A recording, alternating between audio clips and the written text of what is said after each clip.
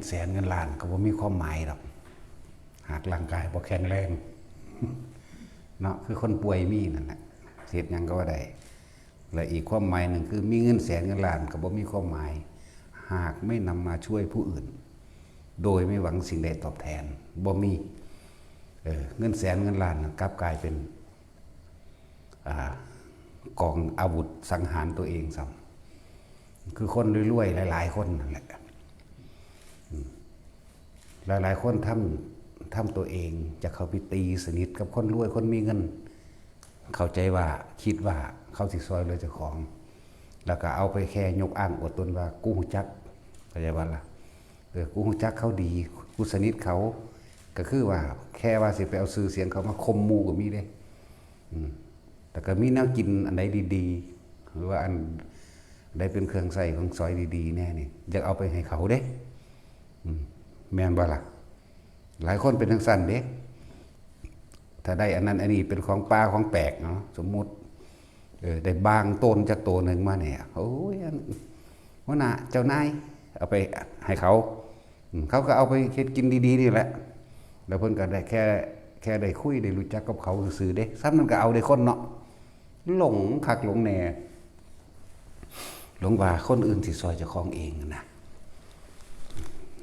หลายแบบหลายอย่างถือว่าเป็นของบัดนี้ของเก่าโบราณที่ได้มาแบบนั้นแบบนี้แต่เอาไปให้เขาเด้อยากไปทำทาว่ารู้จักเขาติดซอยตัวเองบัดนี้คนบางพวกบ่เข้าใจเกรงใจคนจังสันอีหลีเด้เนาะบางพวกก็เป็นสันอีเด้นั่นแหละก็แปลกประหลาดอยู่เพราะว่าอย่างคนบ่เข้าใจความจริงของชีวิตเจ้าของเองเพราะว่าบ่อาศัยคำสอนพระพุทธเจ้าบ่อาศัยธรรมะมาเป็นเครื่องเปรียบมาเป็นเครื่องเทียบเลยเกิดการหวังให้คนมาซอยตัวเองนี่กับพึ่งพาผู้อื่นแม้กระทั่งสื่อเสียงก็เอาไปอวดคมคนอื่นใดคือกันแล้วก็หวังพึ่งพาสิ่งศักดิ์สิทธิ์ทั้งหลายนั่นแหละบางพวกก็อวดอ้างว่าของดีอันของดีของขลังเอาไปอวดเด้ยังในตระกูลนั้นอาจจะมีของดีของขลัง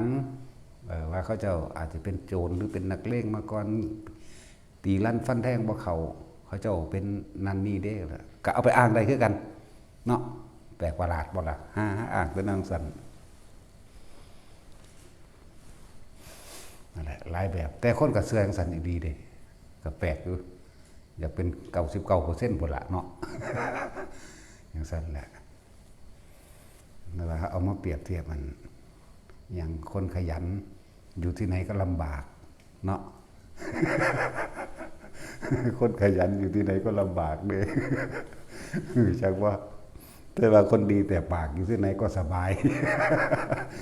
เห็นว่าคนขยันอยู่ที่ไหนก็ลำบากส่วนคนดีแต่ปากอยู่ที่ไหนก็สบายคนเก่งใจเห็นในอันนั้นดอกว่าเห็นในการ์ตูนอันเขาเห็นไหมเลยอยากหัวโอ้มันก็เข้าใจเห็ดเนาะ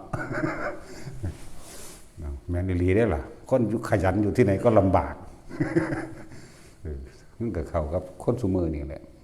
คนดีแต่ปากอยู่ที่ไหนก็สบายมันดีแต่ปากมันได้เห็นอย่างนะแต่ว่าคนขยันอยู่ที่ไหนถึงแม้ว่าจะลำบากแต่ก็ไม่ได้ทุกข์ยากอดอยากเรื่องอาหารการอยู่การกินนั่นแหละคนขยันซอยเหลือตัวเองได้อยู่แล้วไม่ได้คิดว่าจะพึ่งผ้าว่าคนนั้นคนนี้จะเอาสิ่งนั้นสิ่งนี้มาให้เลย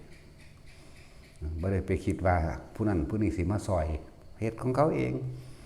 ลำบากแต่เขาก็ภูมิใจเขาอยู่ได้โดยลำพังตัวเขาเองยิ่งเป็นคนที่มี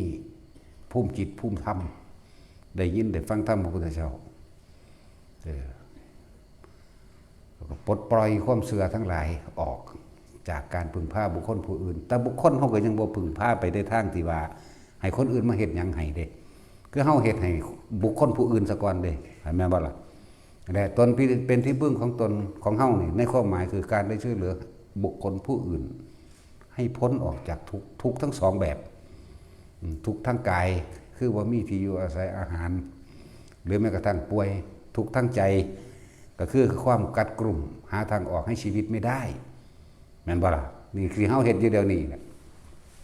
ช่วยเหลือทั้งกายช่วยเหลือทั้งใจ บางคนสิ้นหวังหมดหวังในชีวิตบ่มีอาชีพบ่มีการงานมาขออยู่แต่ว่าบ่อยากบวชมาอยู่ไปแล้วก็สอนงานให้ผู้นั้นผู้นี้เฮ็ดสอนงานให้เป็นมีอาชีพติดตัวได้บาดนี่บ่เคยเฮ็ดงานเฮ็ดเวียกบักภูมิยกตัวอย่างอันว่ากระเลืองกิ่งไปโลดนี่มาล่ะบักภูมิมันบวชได้จักมื้อ7มื้อมันก็บ่ได้อยากบวชมันมักผู้สาว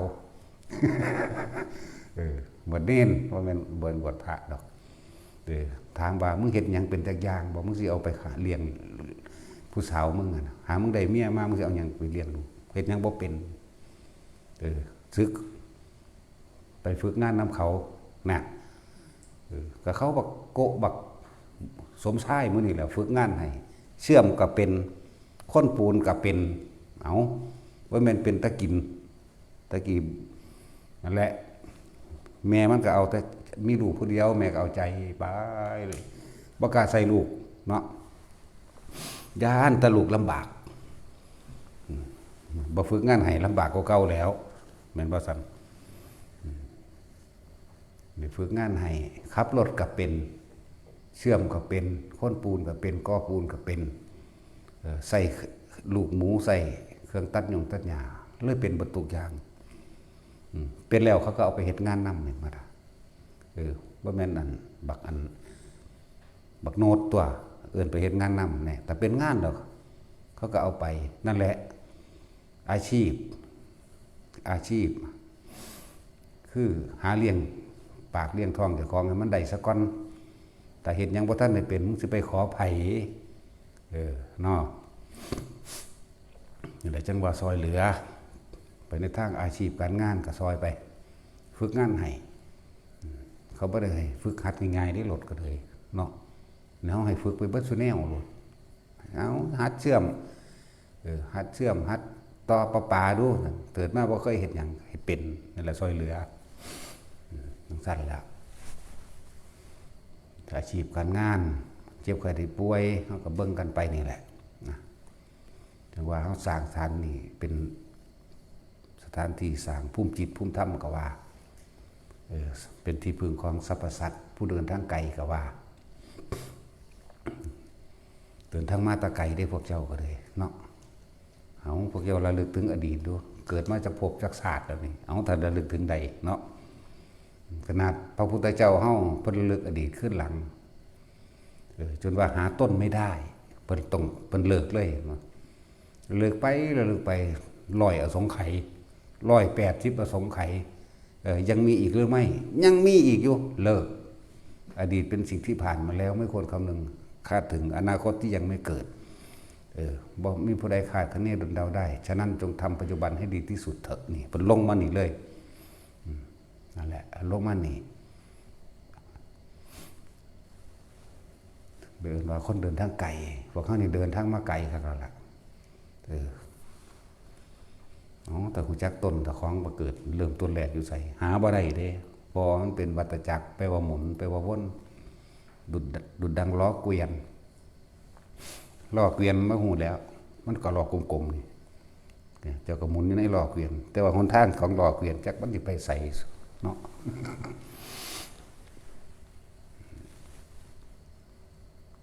ว่าให้ทุกคนนั่นน่ะเน้นย้ำให้ทุกคนละความเชื่อออกให้เบิดจากสิ่งศักดิ์สิทธิ์จากพระเจ้าจากการขอร้องอ่อนวอนหรือแม้กระทั่งมีความหวังบุคคลที่เฮามีชีวิตนำกันนี่เดียวนี่ก็บ่ให้ไปหวังว่าเขาจะมาช่วยเราเด้สิภาษาหยังกับพวกตาบ่เห็นสิภาษาหยังกับสิ่งที่บ่เห็นโตแม่นบ่ล่ะเลิกงามยามดีนี่ก็บ่เห็นโต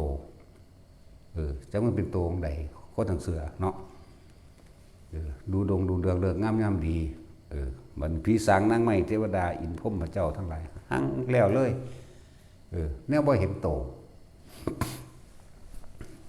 เป็นหยังคือบ่ถิ่มมันแต่ที่แรกว่าซั่น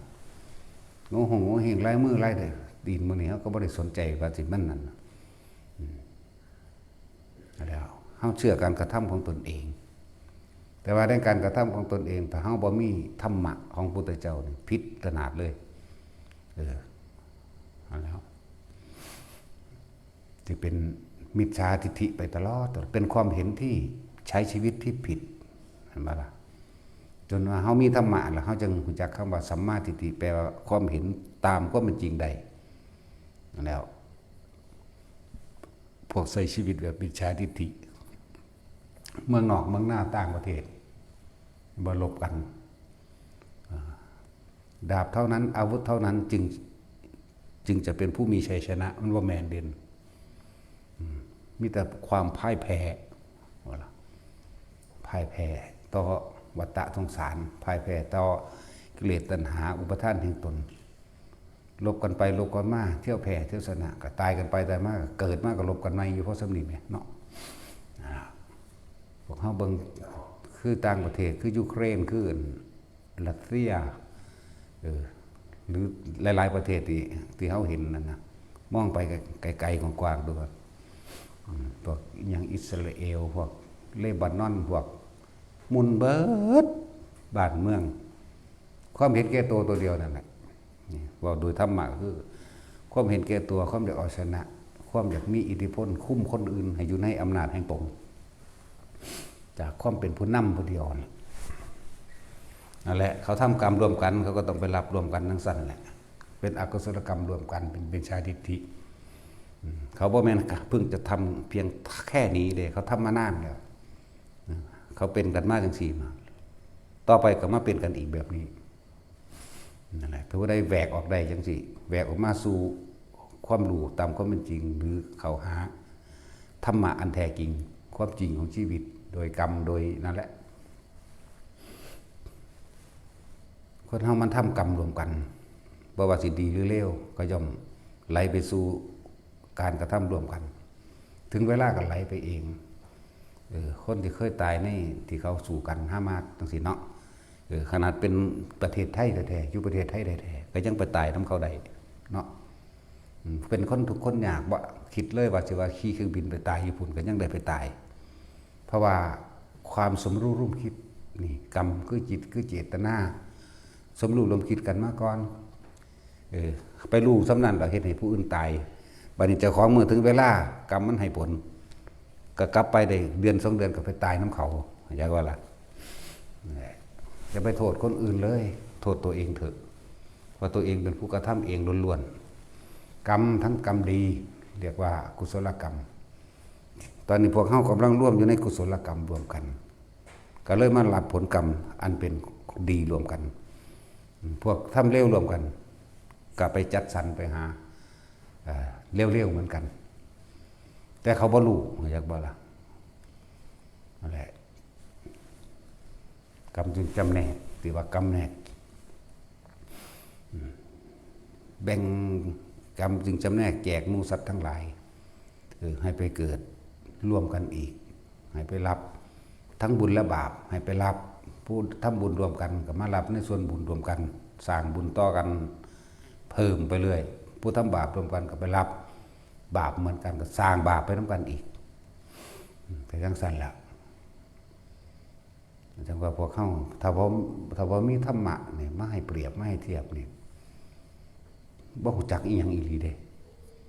ดำมืดบ่ต่างจากใส่เดือนเด้ใส่เดือนมันกินขี้ดินมันก็สิว่ามันมวนมันแซ่บคักเด้เนาะคือนอนอยู่ในสวมมาแหละมันก็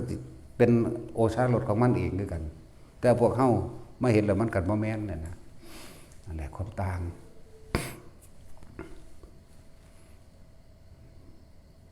ถ้าเคยได้ยินได้ฟังธรรมมาพอมีพื้นฐานแม่นบ่มากก็ช่างเด้มีคุณค่าเด้ธรรมะพุทธเจ้าการได้ยินได้ฟังธรรมมานี่มีคุณค่าว่าเฮาสิเฮ็ดอิหยังผิดพลาดไปบางอันบางอย่างคนที่เคยสั่งสมเอาไว้นะอย่างเช่นคำว่าผู้ใดเห็นทุกข์ผู้นั้นเห็นธรรมผู้ใดเห็นทุกข์คือมีความประสบทุกข์เป็นอันมากอกหักผิดหวังล้มเหลว ที่เห็นโดยการป่วยก็ตามจะเห็นด้วยความเจ็บไข้ได้ป่วยก็เอิ้นว่าเห็นทุกข์เป็นทุกข์โดยประสบการณ์ตนเองจะเห็นโดยความอกหักผิดหวังโดยการทำธุรกิจต่างๆบ่ได้ดังใจถูกโกงถูกปล้นถูกกี้ถูกทุบถูกตีก็เรียกว่าเป็นทุกข์แล้วก็หันมาขอความธรรมอาจจะเคยได้ยินได้ฟังไว้ศาสตร์ใดไม่รู้ละหรืออาจจะมีผู้คนไปบอกไปแนะนิดๆหน่อยๆอีกอย่างหนึ่งก็เลยว่าคือมันถูกอยู่แล้วพอต่อไปบอกความจริงให้ฟังเอิ้นว่าธรรมสะกิดปั้วขึ้นมาคิดได้บัดนี้นั่นแหละคนเห็นทุกข์คนประสบทุกข์เป็นอันมากจึงเข้าใจความจริงของชีวิตแต่เฮาก็ต้องอาศัยพระปัญญาของพระพุทธเจ้าออกมาแสดงเฮาจึงแยกแยะได้ผู้ใดเห็นทุกข์ผู้นั้นเห็นธรรมบาดนี้สมควรแก่ธรรมในการฝึกหัดปฏิบัติตามความเป็นจริงแห่งตนผู้ใดเห็นธรรมผู้นั้นเห็นเราตถาคต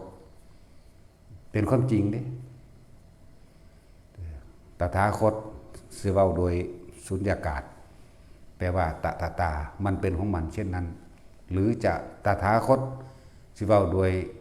รูปธรรมคือเห็นพระพุทธเจ้าเป็นองค์เข้าใจบ่ล่ะเหมือนกับเฮาเห็นนิมิตต่างๆนั่นแหละนี่ก็ได้นะเป็นกำลังใจอย่างใหญ่หลวงเด้อันนี้ก็เว้าไปตามเจ้าของเห็นมานี่บ่ต่ำกว่า3,584,392พระพุทธเจ้า93กับองค์นี้แหละองค์นี้ก็เห็นแต่ว่าบ่ได้บวชนำเลยบ่เว้าบ่ได้เลยว่าบ่ได้เป็นเอหิภิกขุนำเพิ่นนั่นมันต้องเงินบ่พระเจ้าค้อนเจ้า3,584,393พระพุทธเจ้าได้บวชนำแค่92พุทธเจ้า3ล้านเด้ที่มาบอกรัฐเอา92คือเด้แต่ว่าอันที่เว้ามานี่1องค์บ่ได้บวช2องค์3องค์บ่ได้บวชนำก็บ่เว้าแต่เห็นอันนี้เอาเฉพาะเว้าที่เจ้าของเคยได้บวชเพราะซั่นว่ากูบวชมา3ล้านชาตินี่กูนับพรรษาใส่กูเถอะแม่จังว่าเพราะมันกูหาก็บวชได้สูงด้วยซั่นที่จริงมีเยอะกว่านั้นอีกอันนี้เว้านับเอาเฉพาะบวชเอหิภิกขุบวชต่อปากเรียกว่านี่อันสมัยมาเป็นพระโคดมอยู่นี่บวชที่หลังตัวนี้เข้าใจว่านี่ได้บวชอยู่นำคือเก่าได้นี่แต่ว่าบ่แม่นบวชโดยพระองค์มีชีวิตอยู่จักว่าเนี่ยยังบ่นับเอาเด้เอาว่ามันตัวใดโกรธก็แล้วกันได้นั่นแหละป่านนั้นยังมาเว้าให้พวกเจ้าฟังเรื่องนั้นเรื่องนี้อยู่นี่เนาะเพราะมันยังหลงดีติดดีอย่างว่านี่หลงดีติดดีนั่นแหละอันสั้นแต่เฮาว่างดีได้เมื่อไรครับจบละอยากว่าล่ะเร็วมันบ่เฮ็ดอยู่แล้วล่ะ จักอยู่แล้วเฮ็ดแต่สัมมาทิฏฐิอยู่แล้วที่เว้าให้พวกเฮาสิสลดใจจักหน่อยบ่ป้าตัวเพิ่นซ้ำนั่นแล้วกูเดแหมคิดเอาแน่ละเว้ยเนาะเพิ่นคือไรใดมันคือระลึกได้3,584,392พระพุทธเจ้านี่คือบวชเอหิภิกขุในระหว่างผ่านมา2องค์3องค์ที่บ่ได้บวชโดยเอหิภิกขุก็มีแหมบวชโดยปลายสมัยของพระองค์เข้าใจว่าล่ะบวชโดยปลายสมัยก็จังซั่นแล้วบัดนี้เฮาเด้กูเคยหากระหูยินเนื่นว่าล่ะเห็นบ่ตาจุ้ยเคยหากระหูยินเด้นี่ว่าเด้นั่นแหละพวกเจ้าเกิดใหม่จากบ่นี่เกิดใหม่แล้วก็เกิดทีเดียวจบโลดจะไปเกิดอีกวิธีที่แนะที่บอกหนทางให้น่ะบอกซุมื้อแหละบอกเว้าเก่านั่นแหละสั่งสมไปติดดีก็เกิดนานคือว่านั่นแหละคือแม่สิริมหามายาแทนที่สิบรรลุอรหันต์แต่สมัยพระพุทธเจ้ากักกุสันโธล่ะเนาะยังเพราะว่าเพิ่นติดดีสิริแปลว่ายอดแห่งความดีเราได้สิริบ่มีหยังสิเลิศประเสริฐโดยความเข้าใจของมนุษย์ทั้งหลายก็คือสิรินั่นเองแต่ว่าเจอมายาแล้วก็บ่แม่นมายายังหน่อยเลิ่นมหามายาเลิ่นพระนางสิริมหามายา ถูกความดีหลอกเฮ็ดให้เวียนว่ายตายเกิดเป็นทุกข์คือเก่าเพิ่นเกิดในตระกูลกษัตริย์เกิดไปในแต่เศรษฐีกษัตริย์หรือพราหมณ์อย่างที่โลกยกย่องนั่นแหละเห็นบ่ล่ะแต่ก็ทุกข์แต่ก็ป่วยแน่เกิดเป็นแม่พระพุทธเจ้าพอเขาดมเมื่อกี้นี่ก็ให้คิดฮอดลูกอยู่ได้ว่าสิตายไหมเนี่ยก็เจ็บคือกันได้ล่ะทั้งสั้นแล้วนั่นแหละบัดสิตายมันก็ให้คิดฮอดลูกก็ฝากลูกไว้นั่งน้ำน้องสาวประชาบดีโคโตมี่ในไงประชาบดีเลี้ยงต่อสั้นแล้วเลื่อนบาดติดดีแล้วเกิดโดน ติดดีเกิดโดนถ้าติดบดีก็เกิดโดนคือกันเด้แต่ว่ามันไปเกิดทุกข์ไม่ใช่ว่าเกิดแบบเจ็บเกิดแบบปวดพระเจ้าเคยถามต่อของไปเวลาเห็นหมดแดงหลายๆต้นกำเนิดหมดแดงมาจากไสนอเคยหูจักอยู่ว่าเคยถามบ่หมดแดงหมดดำปวกเคยคิดอยู่ว่าตะกี้มันก็เป็นคนคือกูนี่เคยคิดอยู่บ่แม่นว่าซั่น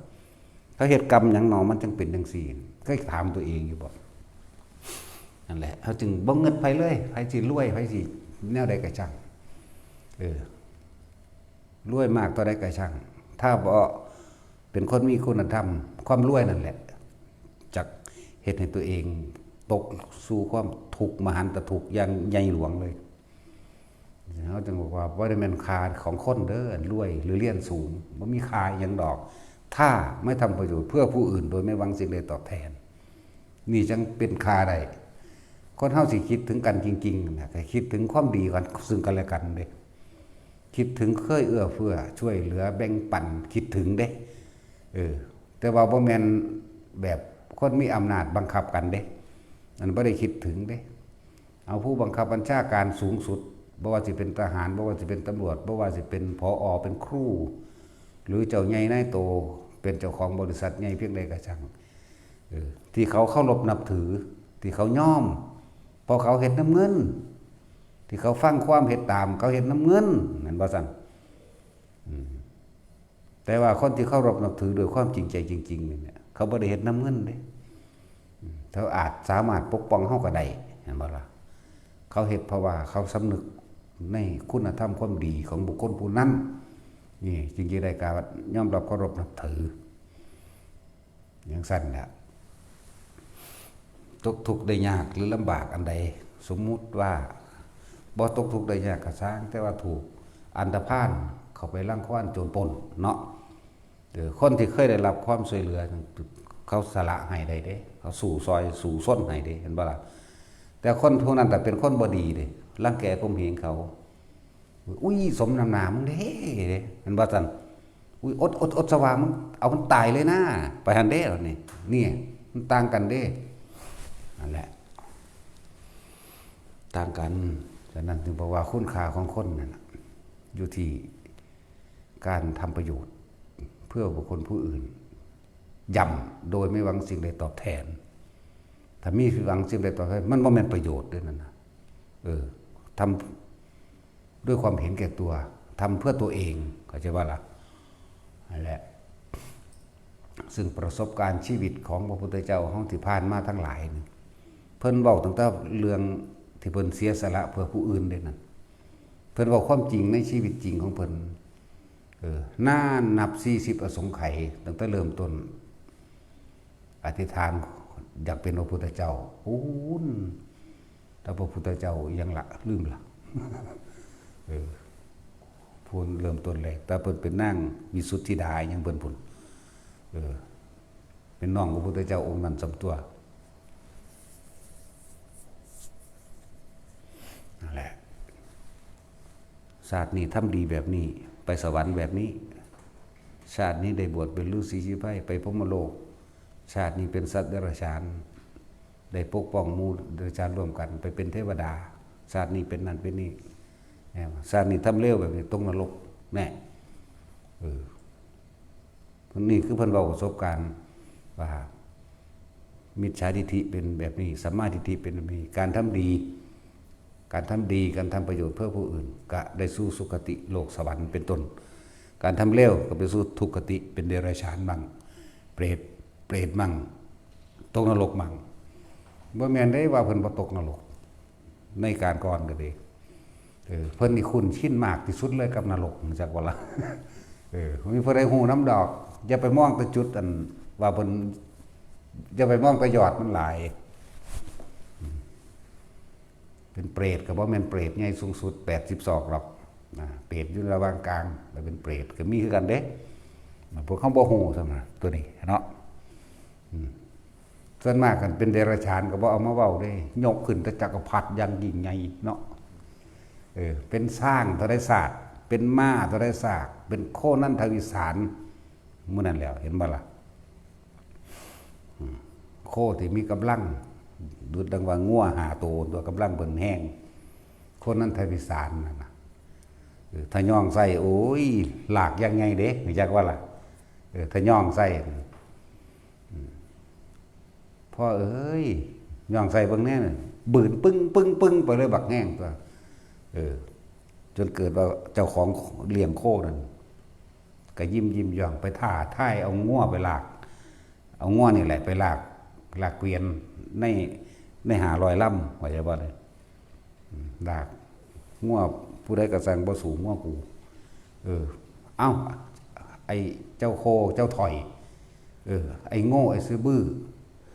จงลากเกวียนไปนั่นมันบ่ไปที่อยากว่าล่ะทำตาเห็ดแง่ๆเขาเดียวกับนอนลงแง่ๆนั่นเดียวกับนอนลงมันก็แพ้ที่นั่นแหละเพิ่นถึงบอกว่าการกล่าววาจาอันเป็นที่น่ารัก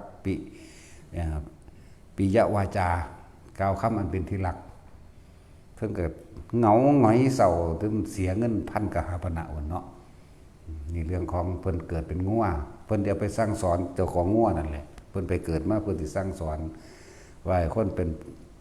ภูมิสัมมาวาจาหรือกล่าววาจาอันเป็นประโยชน์หนึ่งกล่าววาจาอันเป็นที่รักหนึ่งนี่เพิ่นเอาไปซ้ำนั่นก็เอาเด้เพื่อสิไป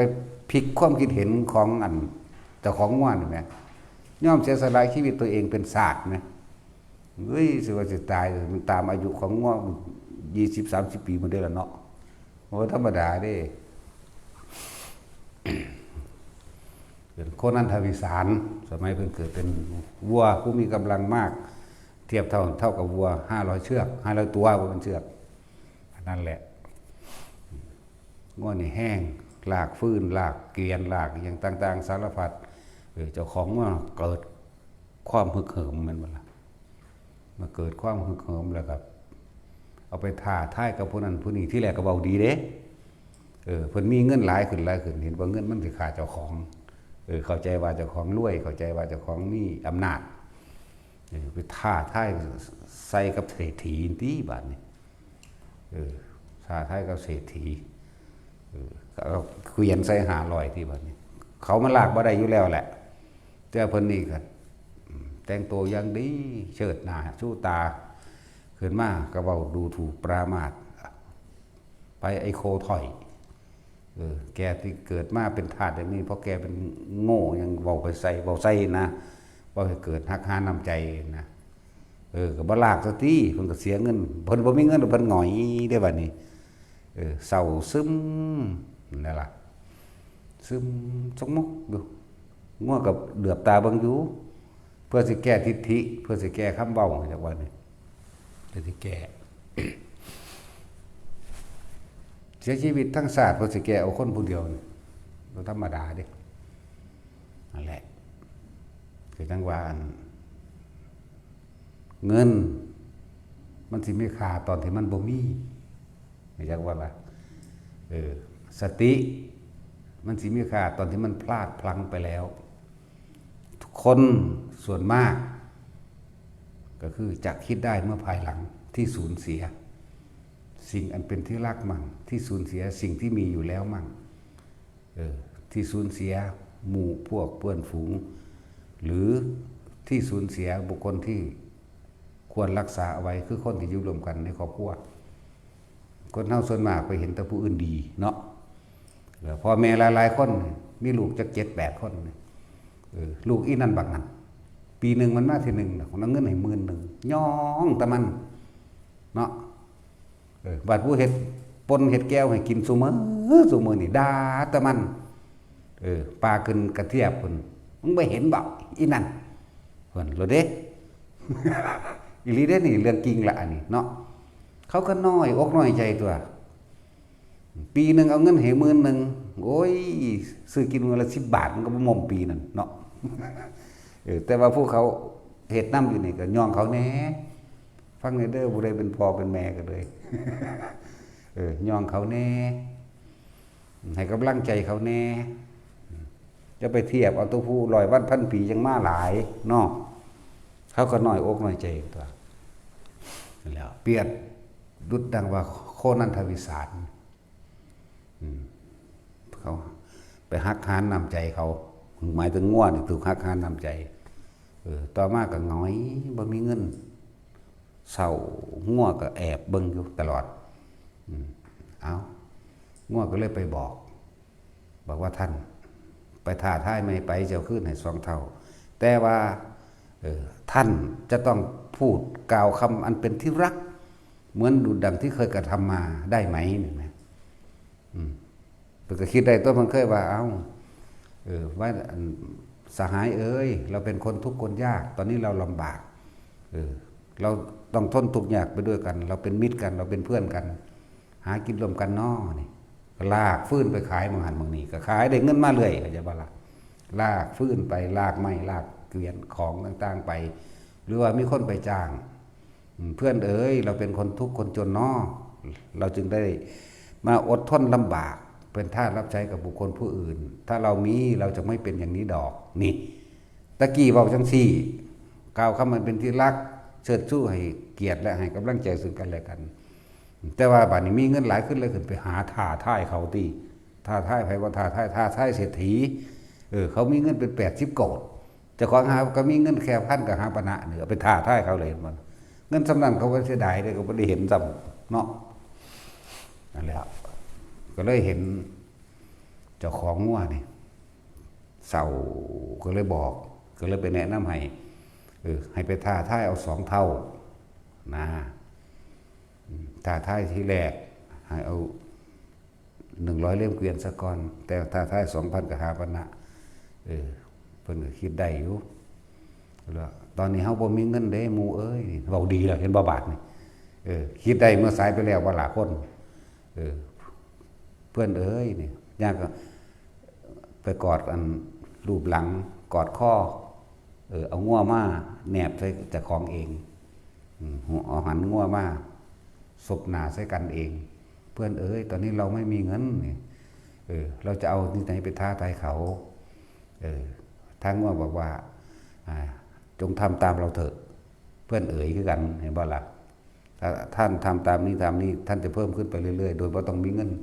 เพราะว่าเฮ็ดจังได๋ก็ลากได้อยู่แล้วภาษา100 เล่มเกวียนต่อมาก็เพิ่มเป็น2เป็น3เป็น4เป็น500 เล่มเกวียนได้สุดอยู่มั่ง500เด้กำลังก็สุดของกำลังแค่นั้นอยู่เหมือนกันนั่นแหละบ่ต้องมีไปเลยก็ไปท่าอีกเขาก็หัวเราะเหมือนบ่ซับงัวก็ทำท่าตุบสูบไปคือกันได้เฮ็ดคือจังสิแพ้นั่นแหละอยากว่าไปท่าก็ได้ท่า2,000กับ5 ปะนะก่อนทั้งที่บ่มีเงินจักบาทแต่ว่าโดยความไว้เนื้อเชื่อใจแต่รู้กำลังของโง่อยู่แล้วแต่ว่าเจ้าของก็เห็นความผิดที่ตัวเองมีคำเว้าจาบจ้วงคำเว้าบ่ดีเขาเว้าเฮ็ดให้เกิดความน้อยอกน้อยใจก็เลยเว้าใหม่นั่นแหละถ้าง่วนี่ก็ต้องบอกอยู่แล้วว่าแต่ก่อนเราไม่มีอะไรเลยเราฮักกันเราช่วยกันทำมาหากินตกทุกข์ได้ยากลำบากเราก็อยู่ร่วมกันแต่ว่าตอนนี้มีแล้วนี่เป็นหยังคือลืมศาสตร์เป็นหยังคือลืมตีนตัวเองนะงัวสอนเอาได้นี่เอากระสังกะให้โอกาสเฮาแต่หมู่เอ้ยนี่นะดังสั้นแล้วในสุดแล้วก็ไปทดลองเบิ่งก่อนชนะก็ได้มา 2,000 กับ5 ปะนะก็เพิ่มอีกเดิมพันทั้งหมด 2,000 กับ5 ปะนะก็เป็น4ก็เป็น8ก็เป็น16ไปเรื่อยเด้ไล่ไปเรื่อยจนสามารถเป็นเศรษฐีได้นั่นแหละเป็นเศรษฐีเอาไปมากก็ชนะได้16 ตำบล ได้16 ตำบลจะดีโดยสำนึกบัดนี้เจ้าของงัวก็บอกบอกเพื่อนพอละท่านทำให้กับเรามากพอแล้วเราจะทำเพื่อท่านมั่งก็เลยเอาไปเลี้ยงไปอย่างดีไปให้เฮ็ดเวียกเฮ็ดงานอีหยังนั่นแล้วนะครับปิยวาจาคำกล่าวที่เกิดกำลังใจสมัยนั้นพระพุทธเจ้าเฮานี่เป็นงัวเด้ ไม่จักว่าล่ะแต่ว่าสรุปโดยอดีตนิทานแล้วสมัยนี้พระพุทธเจ้าก็เฮาก็เป็นงัวนั่นเป็นพระพุทธเจ้างัวตัวนั้นคือพระพุทธเจ้าแต่ว่าเจ้าของงัวคือไปจักพระอานนท์ พระอานนท์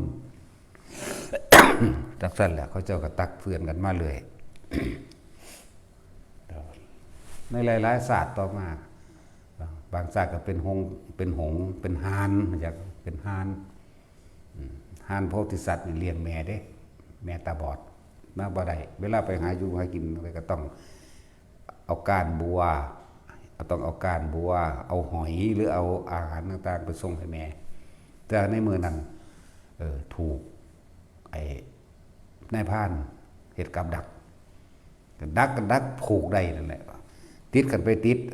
หงตัวเป็นพระโพธิสัตว์นั่นแหละแต่ว่าหงอีกตัวหนึ่งที่นุ่มกว่านั่นผู้นำติดตามอยู่แล้วก็คือหงนุ่มกว่านั่นแหละส่วนเมื่อผ่านบวงนี่มาเห็นเขาส่วนหานตัวที่ติดขาอยู่แล้วพยายามบินหนียังไงก็ไปบ่ได้แต่ว่าหานหงตัวนี้ที่บ่ติดบ่วงนี่กลับอยู่นิ่งๆบ่หนีเพราะว่าหยังสิสละชีวิต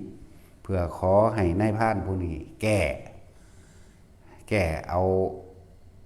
ตีนออกจากบ่วงนี้แล้วก็ให้หงตัวนี้คาบอาหารไปให้แม่เพราะว่าเลี้ยงพ่อแม่ตาบอดที่อยู่ในถ้ำป่าหิมพานต์ ป่าหิมพานต์หมดละก็เลยคุยกันนายพรานนี่อย่างมาเห็นเอ้าท่านบ่ได้ติดบ่วงเป็นหยังคือบ่บินหนีเพราะว่านายพรานผู้ใจดีนี่เห็นว่าคำเว้านายพรานผู้ใจดีขอท่านจงไว้ชีวิตกับหงส์ผู้นี้เถอะเพราะหงส์ผู้นี้เป็นคนที่เลี้ยงมารดาบิดาตาบอดถึงอาศัยอยู่ในภูเขาอันไกลโขถ้าหงส์ตัวนี้ได้เสียชีวิตลงไปแล้วถ้ากับว่าท่านได้ฆ่าทั้ง3ชีวิตหมายถึง1หงส์โพธิสัตว์นี่กับพ่อกับแม่อันบาลักถ้างั้นถึงแม้ว่าเราจะหนีไปท่านก็ได้หงส์เพียงแค่ตัวเดียวซึ่งมีอายุมากแล้วแก่เรียกว่าล่ะเรียกว่าหยาบบ่เนื้อไม่อร่อยเหมือนกับเรานะหงส์ตัวนี้กำลังนุ่มกำลังว่องพอดีกินแซ่บเพิ่นเว้าเรื่องของเพิ่นว่าเพิ่นกินแซ่บนะข้าพเจ้าเนี่ยเป็นกำลังนุ่มวัยรุ่นพอดีเนื้ออร่อยก็ว่าไปนั่นแหละขอชีวิตไว้ขอชีวิตของหงส์โพธิสัตว์นี่สุดท้ายแล้วนายพรานก็คิดได้เด้หงส์แบบนี้ก็มีขนาดสัตว์เดรัจฉานยังมีน้ำใจเอื้อเฟื้อยังมีการอยากตอบแทนบุญคุณของบุคคลผู้เลี้ยงบิดามารดาเราเป็นมนุษย์แท้ๆแล้วทำไมจึงจะคิดไม่ได้ก็เลยคุยกันโดยความเข้าใจก็เลยปล่อยก็เลยว่าต่อไปนี้พวกท่านจงมานำอาหารในสระของเราสระบัวมีแหนมียังเต็มไปเบิดในนั้นแหละอันเป็นอาหารเราจะทำที่กั้นเอาไว้นี่จักว่ากั้นบาดนี่สระนี่ห้ามล่าสัตว์เข้าใจว่าก็เลยอนุญาตให้พวกหงส์พวกนี้ไม่กินในสระของเองนั่นแหละนี่คืออำนาจแห่งความกตัญญูแล้วก็อำนาจแห่งความเมตตาหรือเสียสละของหงส์ผู้บ่ได้ติดบ่วงนั่นคือพระอานนท์สรุปนิทานใช่บ่นี่ผู้ติดบ่วงคือพระพุทธเจ้าเฮาส่วนมารดาบิดาก็นั่นแหละที่เป็นมารดาบิดากับบ่แม่นพ่อใหญ่สุโธธนะกับแม่ใหญ่สิริมหามายาดอกอาจจะเป็นมารดาบิดาอีกคู่หนึ่งเรียกว่าล่ะซึ่งเป็นผู้เรียกว่าคุ้นเคยเป็นพ่อแม่ในมาจากมนุษย์ถึง500เคยเป็นลุงป้าเอาถึง500เคยเป็นปู่ย่าตายายกับยายก็ถึง500นั่นขนาดนั้นได้เขาเจ้าแต่มาสุดท้ายมันเกิดเป็น เป็นลูกของหมู่นี่แหละถึง500ศาสตร์นับเบิ่งดูมันเท่าใด500,000ศาสตร์ ธรรมดาบ่ว่าเป็นคนบ่ว่าเป็นสัตว์นี่ร่วมกันแล้วเป็น500,000นะเรียกว่าบุคคลผู้คุ้นเคยผู้คุ้นเคยผู้มีความคุ้นเคยชินกับพระพุทธเจ้าเฮาเหมือนกับศาสตร์นี้นั่นแหละเพิ่นอยู่อีกเมืองนึงไกลๆเมืองราชคฤห์ไกลๆเมืองสาวัตถีจักชื่อว่าเมืองหยังลืมชื่อแล้วล่ะนั่นแหละพระพุทธเจ้าเพิ่นสิไปโปรดเอาพ่อกับแม่คู่ดีเข้าใจว่าล่ะเพิ่นสิไปโปรดเอาเพิ่นฮู้ละเพิ่นสินำเก็บเอาเบิดนั่นแหละผู้ใดเคยเป็นพ่อเป็นแม่เป็นนั่นเป็นนี่เป็นลูกเป็นเมียหยังมาแต่เก่าก่อนในหลายๆศาสตร์ก็ตามนำเก็บเอาเบิดศาสตร์นี่เดินทางไปพ่อแม่ในศาสตร์นั้นที่เคยเป็นนะเป็นห่านเป็นหงส์อย่างนั้นแหละมาเห็นพ่อแต่แม่เห็นลูกปุ๊บแล่นเข้าไปกอดเลยเด้นี่บุคคลผู้มีความคุ้นเคยไปกอดเบิ้งกับจับแก้มจับหยัง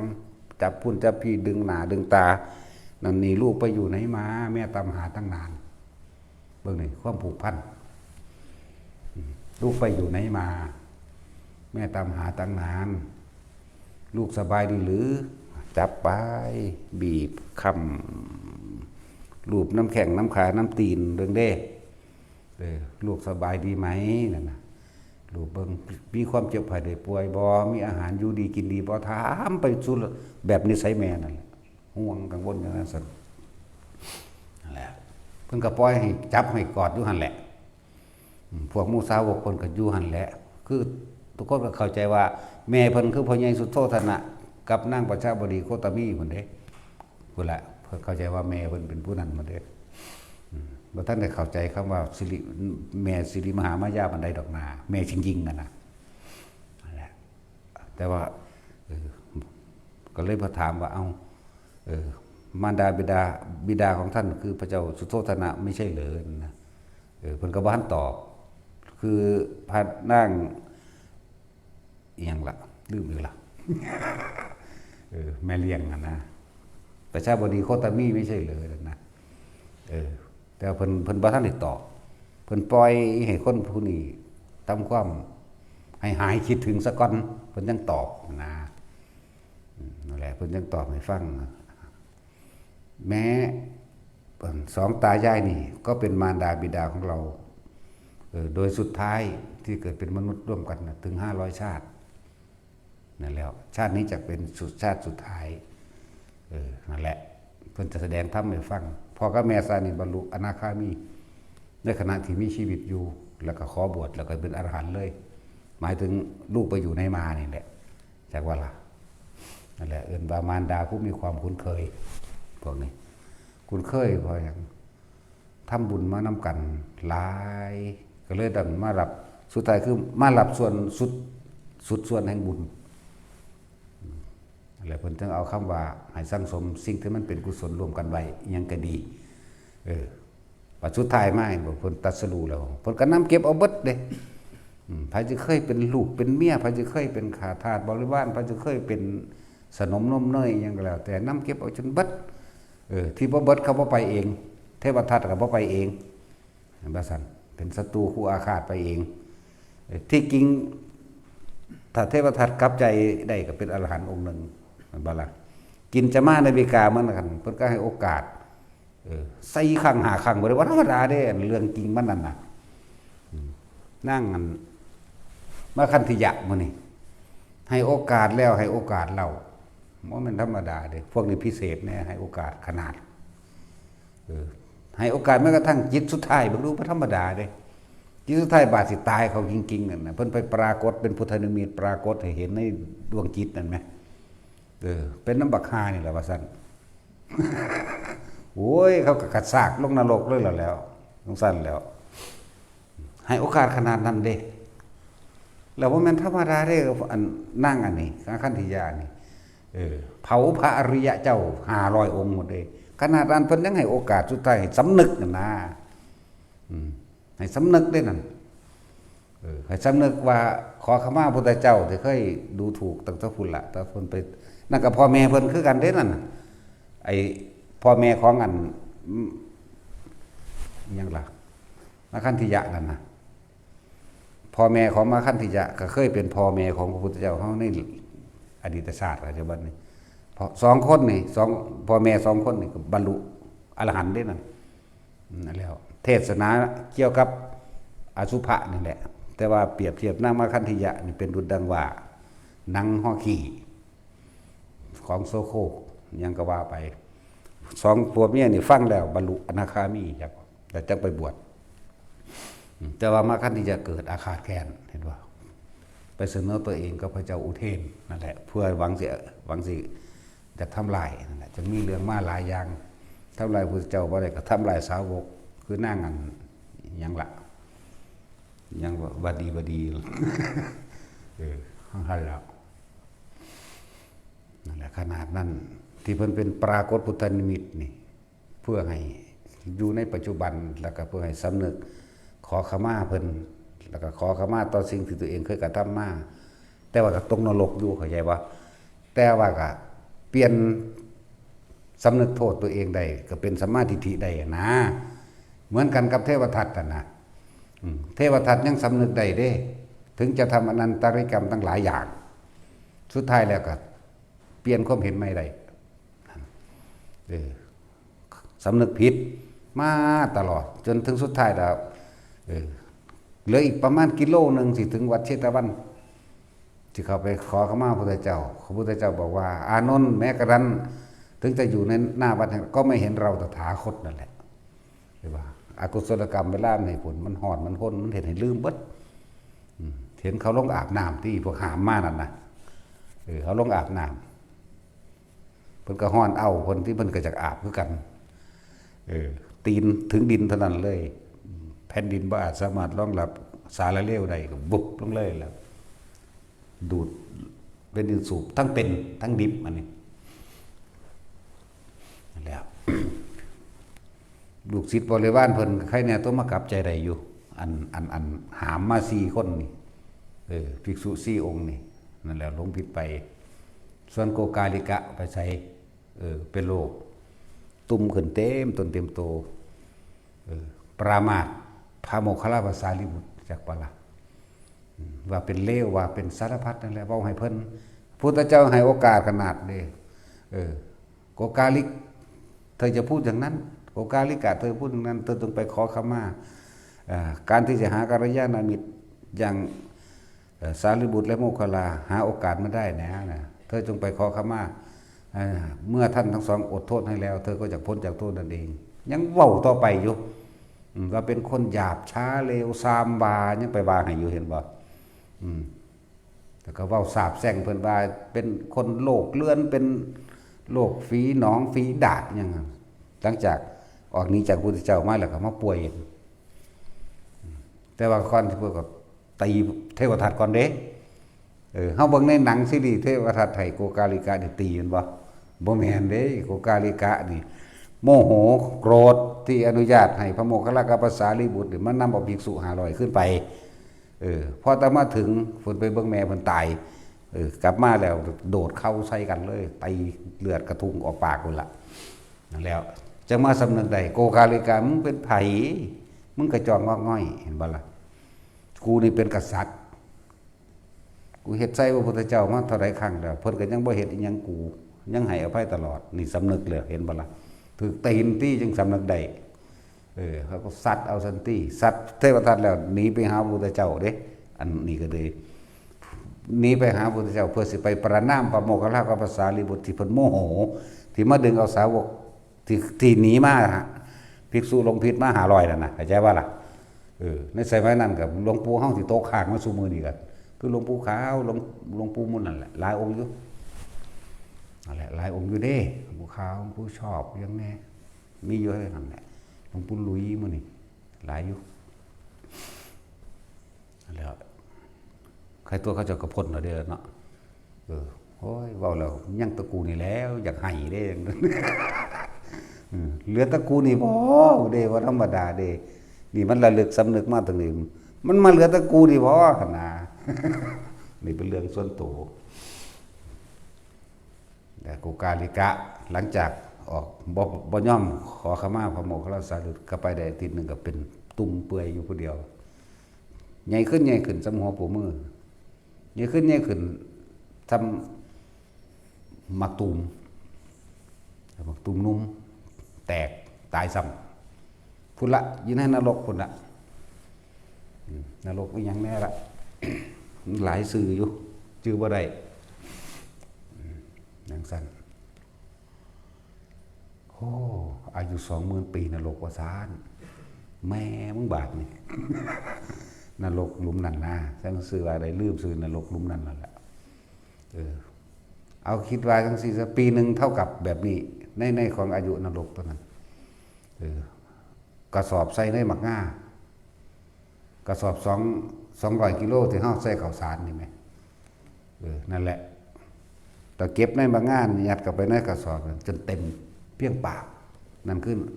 1 วันนรกอุ้ยโดนปานจักสิวาจังใดแล้วพอได้อยากหูจักการลงไปสะก่อนเบิ่งเนาะพอจะคลอดลงไปบ่จักปีวะปีนรก กระสอบนึงนั่นแหละ จักสิวาจังใดเพิ่นนึงเทียบไว้ดอกชื่อว่าได้เป็น1 ขาลีเป็น20 ขาลียังคนว่าไปในหั่นแหละสมัยนั้นเครื่องตวงสมัยนั้นคือสื่อแทนเงินว่ากหาปณะจังซี่นะสิว่า1 บาท 2 บาทนึงก็ว่าไปนะเป็นเทียบหรือการวัดกรีดจังซี่ตะกี้วัดความยาววัดคำว่าเท่านั้นไรเท่านี้ไรนะวัดเมตรเท่านั้นกรีดเท่านี้กรีดมานับเบิ่งกรีดแล้วโอ้137 ศอกพุ่นโอ้ยจังซี่ตอนนั้นก็สร้างงวนดอกมันคนละสมัยวะ ฮู้อยู่ดอกกี่ครั้งว่าเพราะสำนั้นแล้วว่าไปฟังแล้วก็เลยซึ่งลึงอยู่เพราะสำนี้แหละไผก็เลยเนาะแต่จุ้ยนั่นแหละว่าไอ้โกกาลิกะกระตุกนรกกันนั่นแหละลงไปแล้วส่วนเทวทัตเนี่ยสำนึกได้โกกาลิกะสำนึกบ่ได้เด้ยังเป็นมิจฉาทิฏฐิมีโทษร้ายแรงยิ่งกว่าอนันตริยกรรมที่สำนึกได้จากบ่ล่ะที่สำนึกได้แม้นว่าเทวทัตนี่สิตกนรกถึง100,000พุทธเจ้าพ้นจากนรกมาแล้วก็ยังว่ามันมีหม่องจบอยู่ว่าได้เป็นพระพาเจกพุทธเจ้าองค์หนึ่งตัวโดยการเปลี่ยนความเห็นใหม่เปลี่ยนทิฏฐิใหม่สำนึกแล้วก็ถือเอาพุทธธรรมสงฆ์เป็นที่พึ่งอย่าบ่ล่ะโดยอานิสงส์แห่งการถวายกระดูกข้างก็เลยสิได้เป็นพระพาเจกองค์หนึ่งอัตถิกะปัจเจกพุทธะเป็นพระเจกองค์หนึ่งมีอายุยืนพร้อมเด้แล้วก็บ่ค่อยได้กินอาหาร จอยแห่งมีตะนังห่มกระดูกไปบิณฑบาตทั้งใดก็บ่ค่อยได้กินแต่ก็บ่ตายเป็นหากินนี่ยังที่เก็บมาได้จังซี่ก็สะดุดลมหัวซักเฮ็ดให้อาหารเปื้อนไปน้ำดินก็เก็บกินไปน้ำดินนั่นแหละก็กินแบบนั้นแหละนั่นแล้วจังซั่นนี่บางที่เขาเอาอย่างดีสุดก็คือเขาเอาอาหารบูดไปทิ่มก็ถามเขานั่นแหละว่าน้องหญิงเอามาทิ้งใส่บาตรให้อาตมาก็ได้ก็ได้กินเป็นอาหารบูดอาหารเน่าว่าเราเป็นคนอิจฉาคนสุแนวโลด ยังสั่นแล้วแต่กับพ้นอยู่ดอกแต่สิได้กินอาหารอิ่มมื้อสุดท้ายก็พอดีกับตายเหมือนกันกับพระองค์นั้นแหละจักซื้อวางได้ละลืมละพระองค์นั้นก็เลย รูปเรื่องเล่าขึ้นอยู่ได้แต่ว่าชื่อซื้อบ่ได้นี่พระองค์นั้นยังละที่ทุบตีพระอรหันต์นั่นแหละ เรื่องเล่าขึ้นอยู่ตอนนี้แต่ว่าซื้อบ่ได้นั่นค่ะละแต่ว่าพวกเฮานั้นถ้าพวกเฮาบ่อาจสามารถคนใดพวกเฮาได้รับเบิดทุกอย่างเด้อพวกเจ้าขัวแม่งกินนู่นจักโตที่เว้านี่บ่แม่นไปเป็นแม่งกินนู่นเลยเด้ถ้าผู้ใดพลาดนี่จักบ่ตกนรกหรือเป็นเปรตแล้วบัดนี้พวกเจ้าสิต่อภพต่อศาสตร์สิเอาหยังมาเป็นเครื่องเตือนสติเจ้าของเมื่อมันอยู่ในนรกแล้วเมื่อมันอยู่ในเปรตแล้ว หรือลงไปสู่เดรัจฉานอันใดอันหนึ่งแล้วมันสิต่อสัตว์เดรัจฉานบ่แม่นได้ว่ามันบ่บาปนี่คือธรรมะนี่คือความจริง เดรัจฉานก็ทำบุญได้ทำบาปได้เข้าใจบ่นี่เดรัจฉานก็ไปสวรรค์พรหมโลกได้เดรัจฉานบ่บรรลุอิหยังได้ดอกแต่ว่าสามารถรับบุญรับบาปที่ตัวเองกระทำได้เหมือนกันใช่บ่ล่ะนี่คือธรรมะนี่คือความจริงสัตว์เดรัจฉานอื่นๆข้างข้าวก็ไปเกิดเป็นเทวดาได้กลับลงมาศาสตร์นี่คือมาบวชน้ำพระพุทธเจ้าก็บรรลุได้กันบ่ซั่นเทวดากบทั้งสี่แล้วกบก็แค่นั่งจื้อเอาคำสอนคำสวดมนต์ที่พระเพิ่นทำวัดซุมื้อจัก 4:30 น 5:00 นสิแม่เขาตีหัวปั้วเย็นว่าขึ้นอยู่ทั้งสวรรค์ก็ยังได้นั่นแล้วเดรัจฉานหมาก็เป็นพรหมได้เห็นบ่จับผ้าตายทั้ง4มันก็มีจิตเป็นอารมณ์นึงเพียงแค่ปฐมฌานเบิ่งธรรมดาว่ะปลาดุกมื้อนี่ฟังพระองค์นั้นสวดกุศลธรรมากุศลธรรมาเพิ่นทอง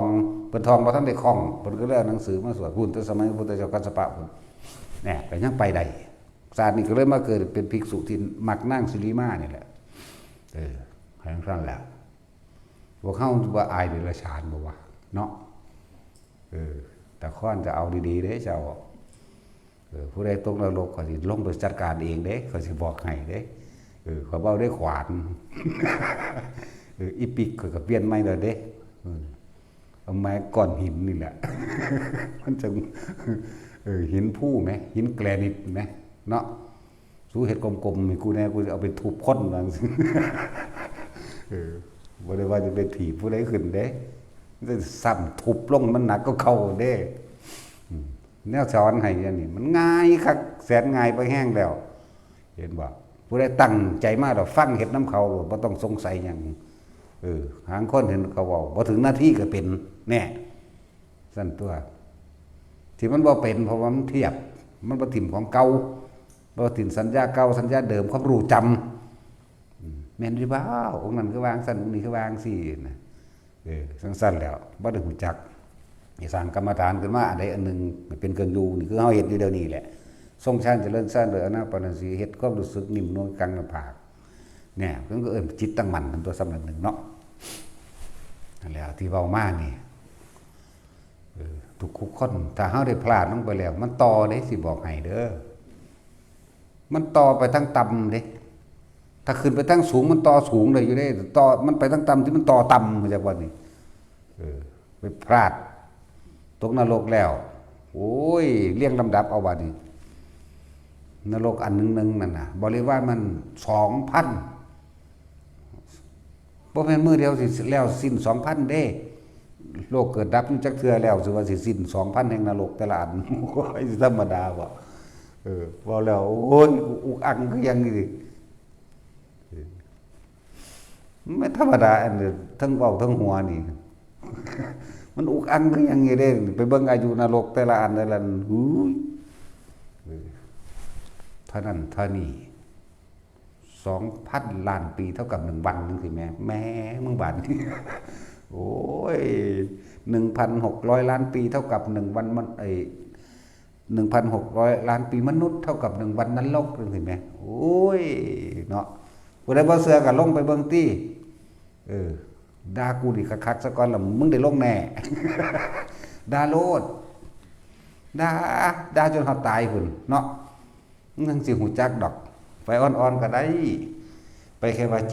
70บ่หาตั้งนั้นดอกไปแค่70ล้านปีมนุษย์เท่ากับ1วันนรกนั่นก็ไปลองเบิ่งเนาะไปแค่เวทนานีนรกนั่นก็ได้เจ็บปวดแสบร้อนมันอิจฉาริษยาเนาะพวกนี้อยู่ในนรกเก็บปวดแสบร้อนว่าซั่นก็อุสุทธนรกนี่เอาอ่อนขึ้นมาจักหน่อยอุสุทธนรกขี้เถ้าร้อนแม่นเท่าที่ทานเพิ่งแดงกรึบเป็นสีเท่ากบค้นไว้บัดนี้เลื่อนอุสุทะมาจากวันละนั่นแล้วเขามีโอกาสแล้วอย่าพลาดง่ายๆที่ฟ้าเห็ดดีเดียวดีก็เลยแต่เผื่อผู้ได้ว่าง่ายแล้วก็ไปหม่องมันยากเนาะไปหม่องมันยากเด้อนั่นแหละแต่สร้างสมสิ่งที่มันเป็นกุศลซะแล้วก็สำนึกสำเนียกเอาแน่ไผก็ดียศถาบรรดาศักดิ์ของเจ้านั่นระวังใส่เป็นก็เป็น ใส่ให้ตายก็ตายเด้ตายจากคุณงามความดีเจ้าสิเป็นในพ้นในพันยังกระช่างเถอะมันมีความหมายได้แต่เจ้าว่ามีคุณธรรมมันจะขาเจ้าตายจากคุณงามความดีขาเจ้าตายจากกุศลหลงไหลในยศถาบรรดาศักดิ์หลงไหลน้ำความมีเงินมีอำนาจยังก็ว่าเถอะเป็นเศรษฐีในเมืองคนแต่จะไปทุกทนในเมืองผีนี่ธรรมดาว่ะทุกทนในนรกอเวจีมันเด้อแต่คือว่าเราเอาแต่นรกมาคู่เขาเนาะกูเห็นขี้สร้างสูบยามาดอกว่ะมันสั้นแล้วมันบ่ขี้ดอกมันจะถูเหยียบมันนะแล้วเวลาใดจากหูจักนรกดิบเวลาใดที่โกรธเกลียดเครียดแค้นจะฆ่าผู้นั้นผู้นี้อยากทำลายคนนั้นคนนี้นั่นแหละนรกดิบนรกที่มีชีวิตอยู่นั่นนะจักบ่ล่ะแต่ว่าตายจริงแล้วนรกสุขตายเดี๋ยวนักกว่านั้นอีกบัดเจ้าเราร้อนกระวนกระวายในความรู้สึกเพียงใด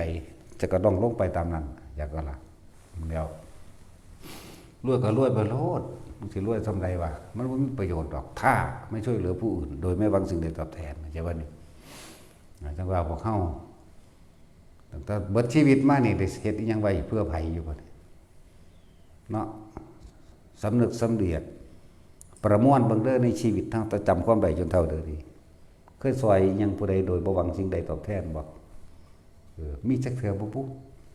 เดี๋ยวบ่มีอยู่เนาะในน้อยทำน้อยแต่ว่าอ้างว่าตัวเองทำมากเลยคนเนาะจังสั้นแล้วทำในน้อยแต่ว่าอ้างตัวเองทำมากส่วนผู้ทำมากๆคนที่เขาเจ้าเสียสละจริงยังอย่าตัวเองทำเพียงแค่น้อยนิดเดียวเองเด้ยังสั้นเด้แล้วบัดนี้นักบาตรเขาย่านเขายากจนเขาจึงให้ทานเนี่ยเนาะแต่ว่าคนลำรวยแต่แท้ย่านแต่ตัวเองจนบ่ให้ท่านที่ไหนได้มันถูกที่สุดจากบ่ล่ะคนที่สละทุกอย่างจักได้ทุกอย่าง แต่เขาไม่เอาสักอย่างจากบ่ล่ะคนที่คิดว่าตัวเองมีทุกอย่างจักทุกที่สุดเรียกว่าทุกบ่ต้องห่วงหน้าแต่เฮาได้พลาดเป็นเดรัจฉานแล้วต่อเลยเด้อสิบอกให้ว่าไปเป็นหมาแล้วนี่หมาหาก็กัดหนูบาปบาปได้รับโทษเหมือนกันกัดหนูกัดไก่เขากัดไก่กัดเป็ดสารพัดกัดคนแม้กระทั่งเฮาพระสงฆ์องค์เจ้าเจตนามันไปทางใด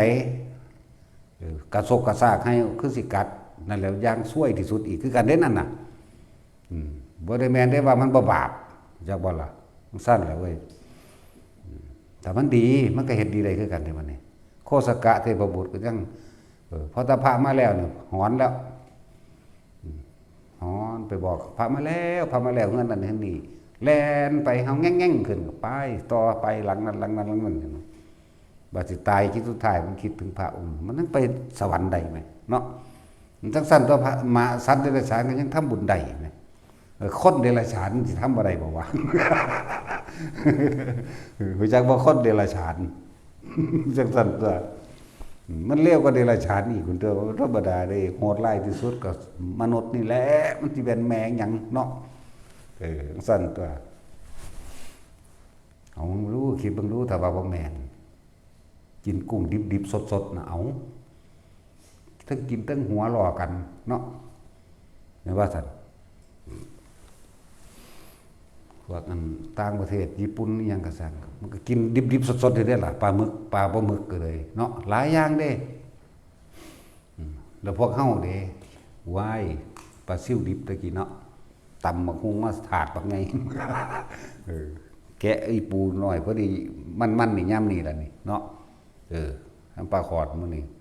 ตำจักกุ้งจักซิ่วจักหอยดิบหอยโขงหอยสุย่างน่ะโอ้ยบ่ธรรมดาเด้บัดนี้แนวแซ่บมันงัวควายได้บัดนี้เนาะงัวกี่ปอหังแซ่บจังซั่นแล้วเนื้อมันเต้นดึกๆอุ้ยแซ่บว่าเด้เลือดย่อยมันน้ำปากน้ำยังนี่เนาะโหดร้ายเด้แม่นบ่ซั่นคิดว่าเจ้าของประเสริฐติ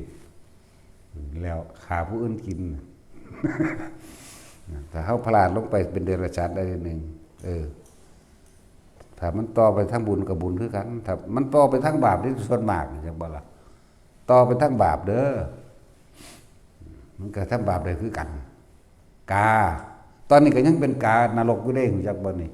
ใส่ไว้พระพุทธเจ้าพุทธกัสสปะได้นี่เขาหาบเขานะตอนแต้นไปเขาเจ้าสิไปจังหันจากบ่ล่ะหาบอนแอนไปอีกาพุ่นอยู่เทิงกกใหม่พอแต่เดียวเห็นปิ่งปลาขาวปลาสูตรจิ้วลงมาเลยมาหอดปุ๊บก็คาบเอายื่นหลังกระตาเขาเจ้าคลอดไปนั่นแหละไปเดี๋ยวนี้ก็ยังไฟใหม่อยู่เดี๋ยวนี้เอาธรรมดาบ่นั่นแล้วต้องนรกบ่สั่นจิตใจของคนที่เฮ็ดไว้มันคือพุ่นหมายมุ่งเอาไปทาสเป็นสังฆทาสบุญเขาเจ้าไปนะ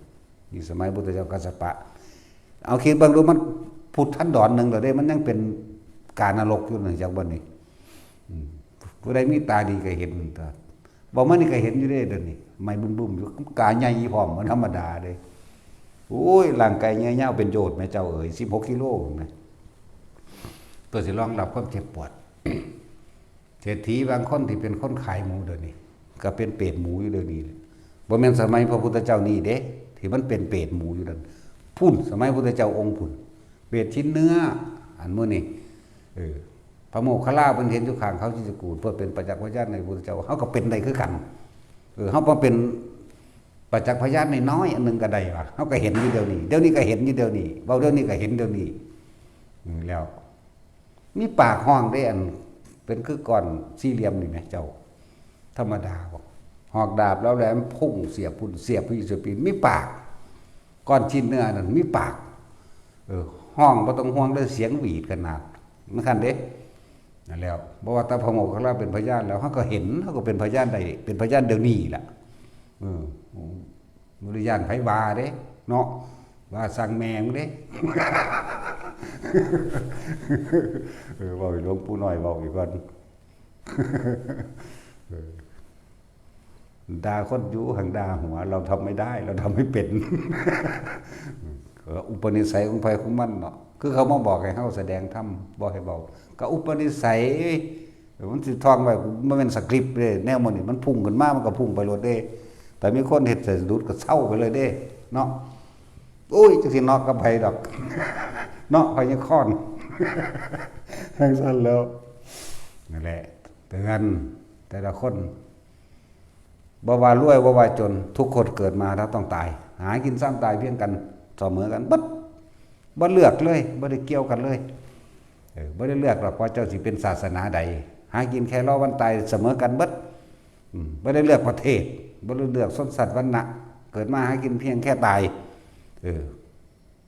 แล้วความสำนึกสำเนึกเอาไว้แต่ว่าจิตนี่บ่ตายพวกเจ้าสังสมสิ่งใดพวกก็ไปตามสิ่งนั้นสิ่งที่พวกเจ้ากำลังมีอารมณ์กับมันนั่นแหละอารมณ์ความรู้สึกนั่นสิพาพวกเจ้าเป็นภพเฮาก็สังสมสิ่งที่เป็นกุศลไว้ตัวเห็นบ่ล่ะรู้จักกุศลบ่เด้อนี่แล้วฟังธรรมจึงจะเข้าใจได้จะคิดได้เมื่อสายไปแล้วพวกสัตว์นรกตั้งทัตถุสานาโสเจ็บพระพุทธเจ้าเหรอเด้อพวกเจ้าอยู่ในนรกนั่นนะญาตินั่นแหละทุสานาโสนั่นนะยากว่ามันยาวหดนิทานมันนั่นนะกับหนึ่งยังโผล่ขึ้นมาเบาทุลงไปละเหมือน1 2 3 4เหมือนวนเป็นวงกลมผู้นี้ว่าทุสิเบาต่อไปว่าอะไรลงไปผู้นี้สะ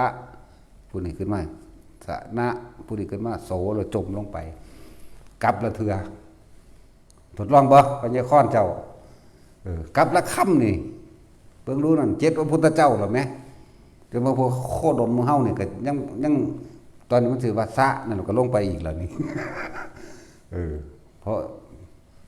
บัณฑิพาริยะเมตไตรขึ้นมาสะกันนะไปอีกมันพัดได้แล้วง่ายเด้กำไรหลายอีกในช่วงระหว่างกลับนี่พูดอันตรธานตระกับสิ้นไปแล้วหูยจักย่ำใดสิไปเกิดอันสารมันตะกับสิว่าสิตั้งโลกใหม่ขึ้นมาอีกหรือธรรมดาบ่แล้วเป็นไปตามกรรมของหมู่สัตว์เบิดละยังก็ดีแล้วพูดสิว่าพระพุทธเจ้าองค์นั้นที่มาอีกโอ้ยเลยบ่เสือก็ตายไปแต่สินเล่าอยู่ในนรกขุมที่18มันได้เล่าว่าธรรมดาเด้ เขามี8แต่ถึง18กูเลยก็จังสนะหมู่เนาะ เอาว่าตัดสินเจ้าอยากสละบ่เอาสัมปทาน